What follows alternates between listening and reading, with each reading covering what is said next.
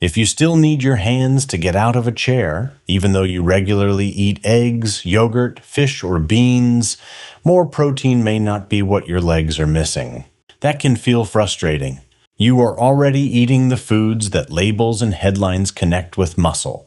So why do your legs still feel weak when you need them most? The answer begins with a simple difference.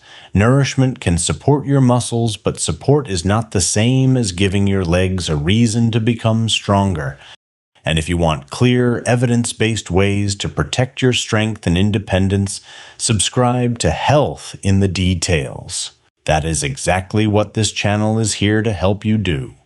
Your daily walk may provide that reason, or it may only repeat work your legs already handle easily. In a moment, I will give you 3 signs that reveal the difference. The third sign is the one most often missed. Before we test your walk, choose one task you want to make easier: rising from a chair, climbing stairs, or carrying groceries. Keep that task in mind, because it will change how you use everything that follows.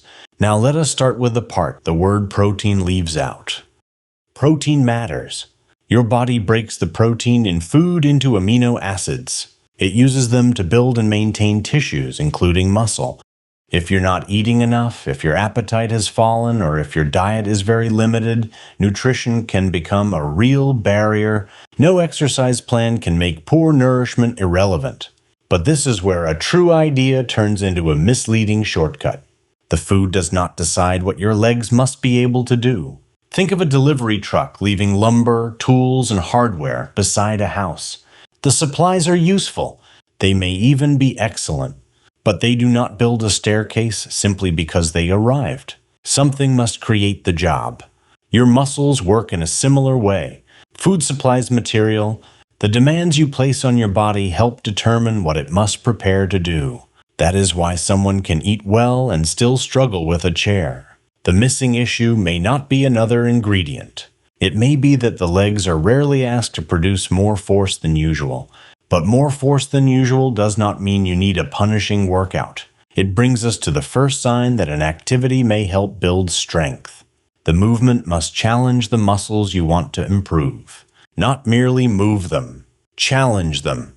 A comfortable walk across familiar flat ground can be very good for your health.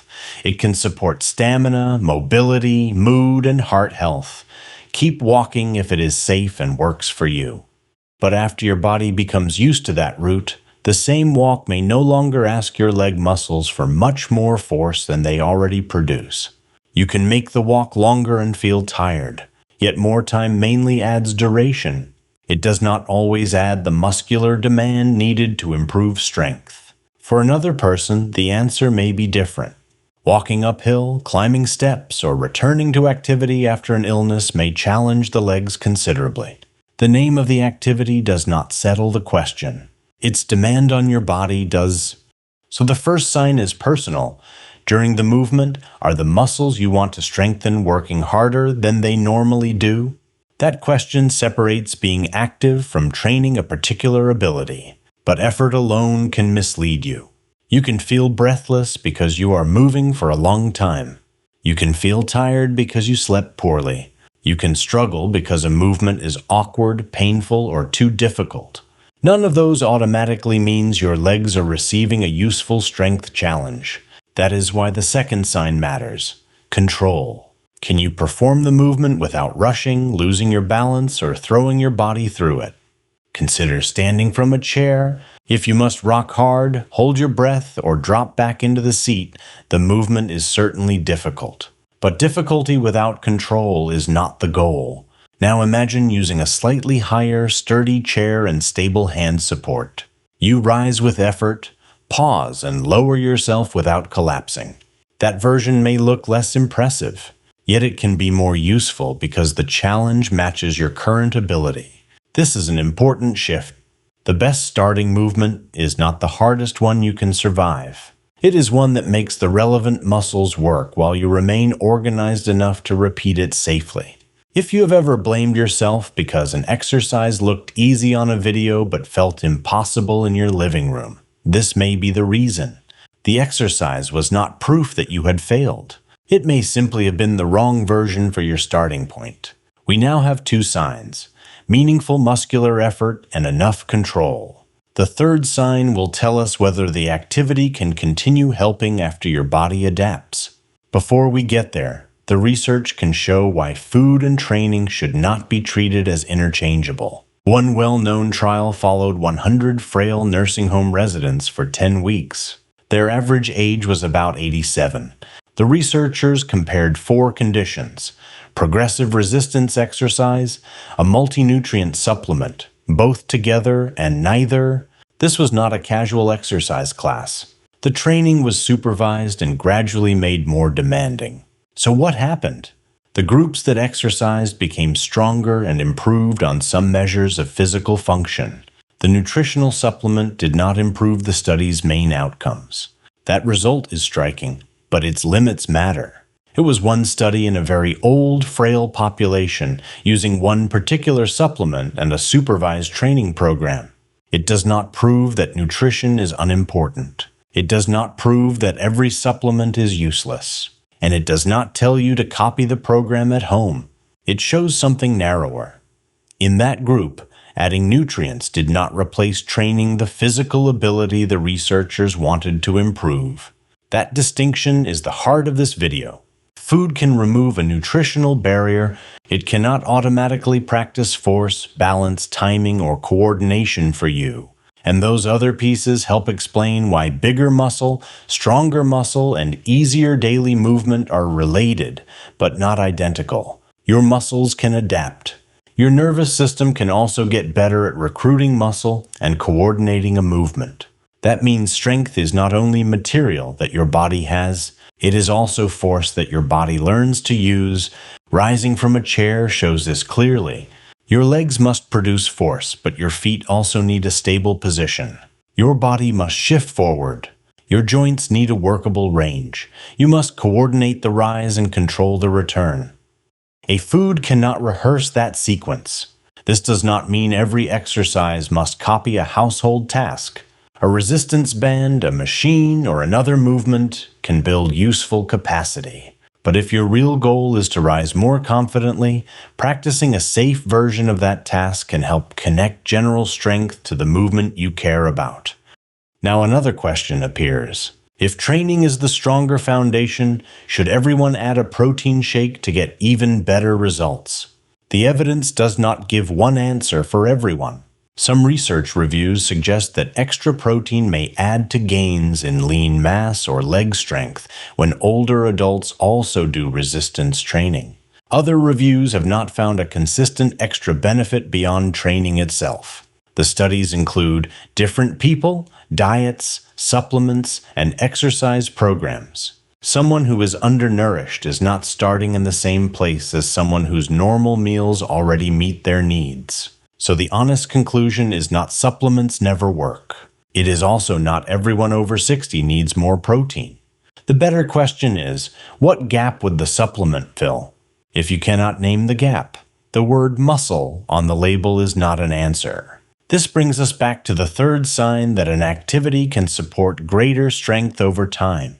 There must be a safe way for the challenge to grow. At first, standing from a higher chair with hand support may require real effort. After several weeks, the same version may feel easy.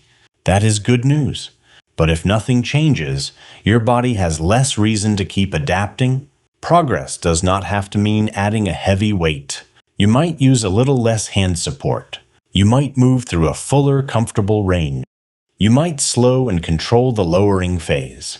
You might add a modest amount of resistance if that is appropriate. Change one thing at a time. That small rule makes progress easier to judge. It also keeps progression from turning into a test of courage. Now the three signs are complete. The target muscles work harder than usual. You can keep enough control to perform the movement safely. And when the movement becomes easier, there's a reasonable way to increase the challenge. Use those signs on your daily walk. Does the walk make your legs work harder than usual, or mainly keep them moving? Can you stay steady and controlled? And as the route becomes easy, can the challenge change safely through terrain, pace, or another suitable activity? Your walk may pass all three tests.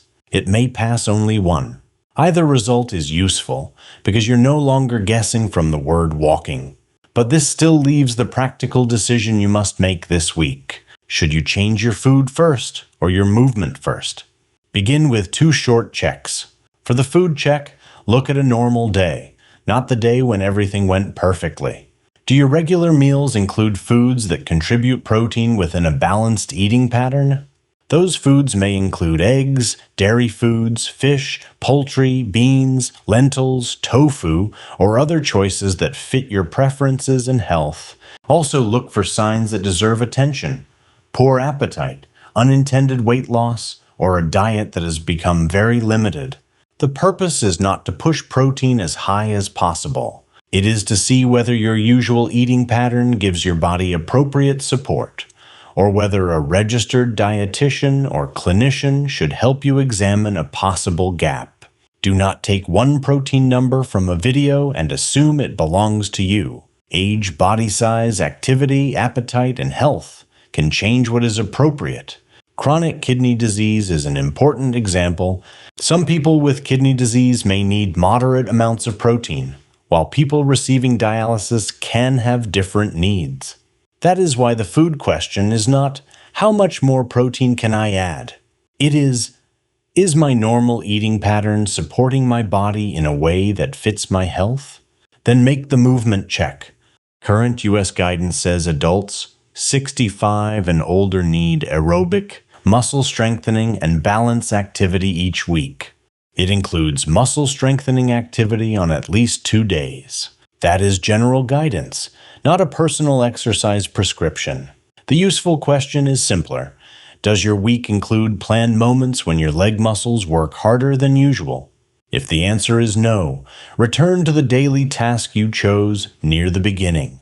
If you chose rising from a chair, an ability match sit to stand may train part of that exact demand. One person might begin with a higher, sturdy chair and stable hand support. Another might use less support. Someone else may need an individual assessment before trying the movement. The goal is not to remove your hands on day one.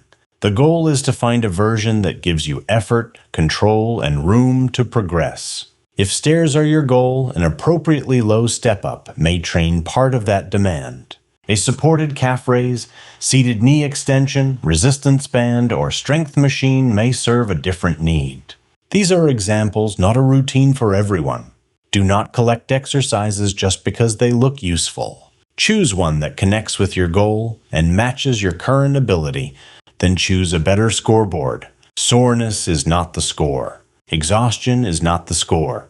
The task you chose is the score. Over time, do you need a little less help from your hands? Is the rise smoother? Can you lower yourself with more control? Do you hesitate less before a step?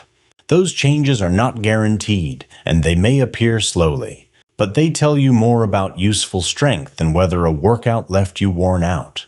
They also protect you from 2 opposite mistakes. The first is buying more nutrition while never challenging the legs. The second is training harder while eating poorly, losing weight without meaning to, or ignoring a persistent loss of appetite.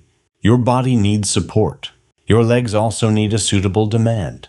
The balance will not look exactly the same for everyone.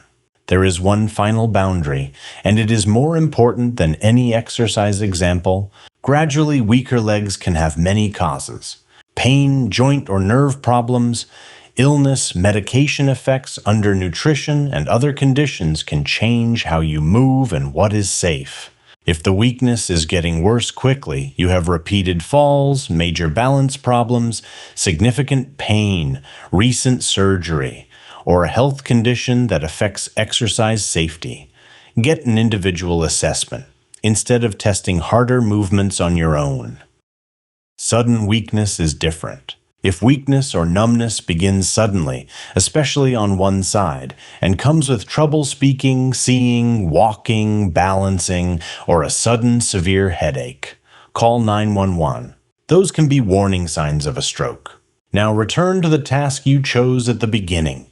You do not need to reject eggs, yogurt, fish, beans, or other nourishing foods. And you do not need to turn every walk into a hard workout. You need to stop asking one healthy habit to perform every job. Check the food side. Is your usual eating pattern supporting your body? Check the movement side. Do your legs receive effort, control, and a safe path to greater challenge? Then measure progress by the task that matters to you. Keep the nourishment, add the right demand. Let everyday function, not a marketing label, tell you whether the plan is working.